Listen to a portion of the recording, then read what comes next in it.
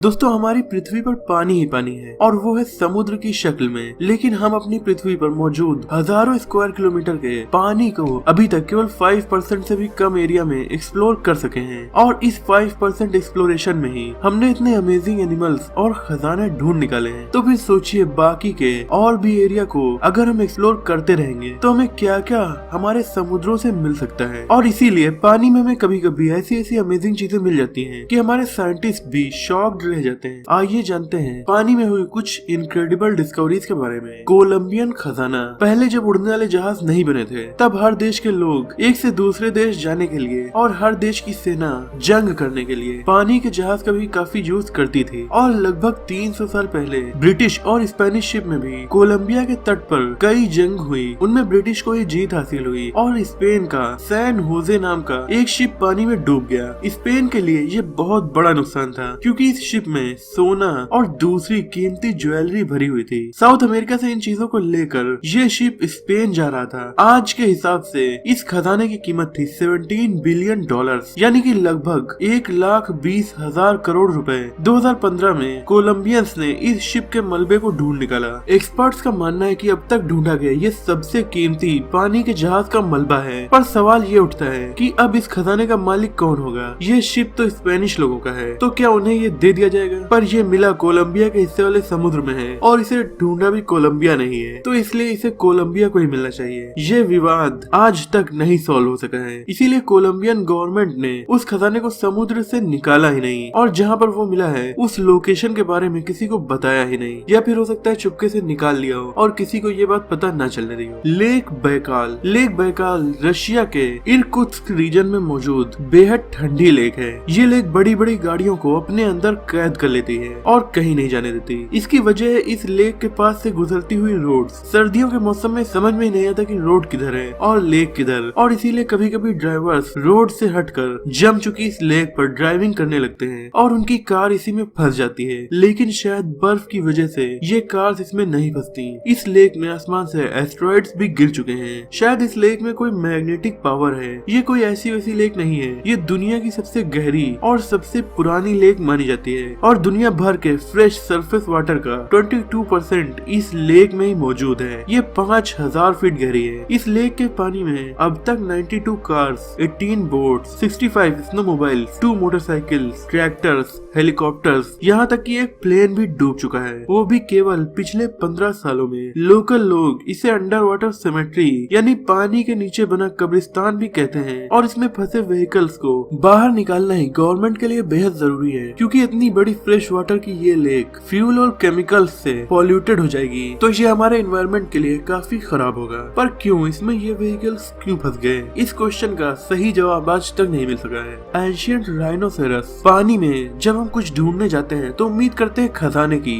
या फिर कोई नई समुद्री जीवों की प्रजाति, लेकिन एक बार जब डाइवर्स पानी में खोज कर रहे थे तो उन्हें कोई मछली की प्रजाति नहीं मिली, बल्कि उन्हें पानी के अंदर प्राचीन काल के राइनोसेरस का फॉसिल मिला। ये 10 फीट लंबा काफी बड़ा राइनो था जो देखने में भी काफी भयानक लगता होगा और ये आज पाए जाने वाले राइनोस का पूर्वज रहा होगा। पर समुद्र के अंदर ये राइनो कैसे पहुंचा? यूक्रेन के शहर ओडेसा के पास ब्लैक सी में इस फॉसिल की खोज हुई है। इसके अलावा यहाँ पर समुद्र के नीचे लकड़ी में बनी बिल्डिंग्स भी मिली है जो इस बात का सबूत है कि पहले यहाँ सूखी जमीन थी पर हजारों साल पहले एक भयानक बाढ़ आई थी। समुद्री खजाना। स्पेनिश पानी के जहाज के खजाने को मिलने से पहले नोएस्ट्रा सेनोरा डे टोका सबसे कीमती समुद्री खजाना था जिसे 1985 में ढूंढा गया था। इसे एडवेंचरस मिल फिशर ने ढूंढा था और सालों तक ढूंढे जाने के बाद ये खजाना मिल पाया था। हर गोताखोर का ये कहीं ना कहीं ड्रीम होता है कि पानी के अंदर वो किसी खजाने को ढूंढ निकाले और जब मिल फिशर का ये ड्रीम पूरा हुआ तो वो बेहद अमीर हो गए। स्पेन का एक पानी का जहाज एक तूफान में फंसकर 1622 में डूब गया था। इसमें 40 टन से ज्यादा खजाना था जिसमें सोना, चांदी और दूसरे कीमती पत्थर थे। इसे ढूंढे जाने के बाद से वहाँ से $450 मिलियन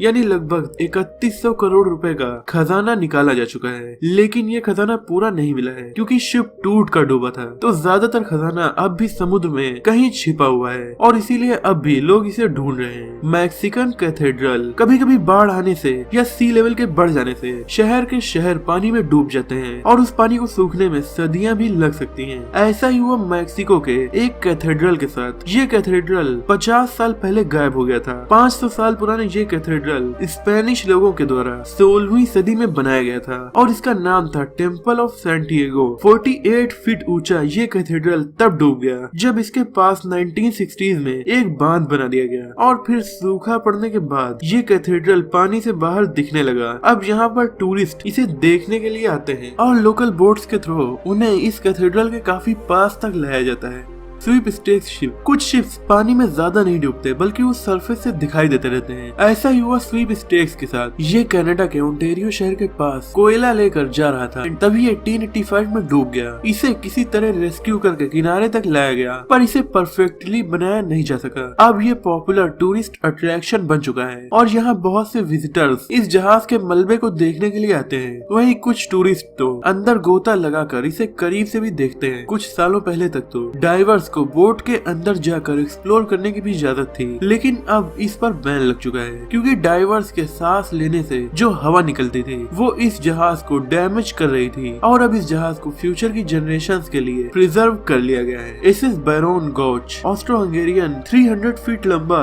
ये ऑस्ट्रो हंगेरियन शिप 1908 में बनाया गया था। 1914 में वर्ल्ड वॉर 1 होने के बाद इसे मिलिट्री के लिए यूज किया जाने लगा, लेकिन 13 अगस्त 1914 को ही ये शिप डूब गया क्योंकि इसका कैप्टन सो गया था और फर्स्ट ऑफिसर इंचार्ज था। लेकिन उसकी लापरवाही से ये शिप अपना डायरेक्शन बदलकर आगे बढ़ गया और उस जगह पर ऑस्ट्रो हंगेरियन आर्मी ने दुश्मन देशों के शिप्स के लिए माइंस लगाई थी और उन्हीं माइंस की चपेट में आकर ये शिप 7 मिनट के अंदर ही डूब गया। 1958 में इसका मलबा ढूंढा गया। पानी में मिला शहर। ग्रीस के दक्षिण में किनारे के पास 13 फीट नीचे दुनिया के सबसे फेमस और सबसे पुराने पानी में डूबे टाउन्स में से एक है। इसे 5000 साल पुराना माना जाता है, लेकिन इसका नाम हम इंसान अभी तक नहीं जान सके हैं। आर्कियोलॉजिस्ट के मुताबिक ये पहले एक बड़ा और अमीर टाउन था, लेकिन अर्थक्वेक आने की वजह से ये पानी में डूब गया। पर ये शहर अब भी वेल प्रिजर्व्ड है। ये काफी अच्छे से डिजाइन किया गया है। इसका लेआउट आजकल के बड़े शहरों से भी अच्छा है। इसमें क्लियर रोड्स हैं, साथ ही 2-2 मंजिल के घर हैं। इन घरों में पहले गार्डन्स भी थे और उनमें उस टाइम के पाइप सिस्टम्स के थ्रू पानी भी आता था। यहाँ और भी मिट्टी के बर्तन और स्टैचूज भी मिले हैं, जिससे ये पता चलता है कि ये पहले एक बड़ा शहर रहा होगा। ये एंशिएंट मिनोअन सिविलाइजेशन का शहर है, पर ये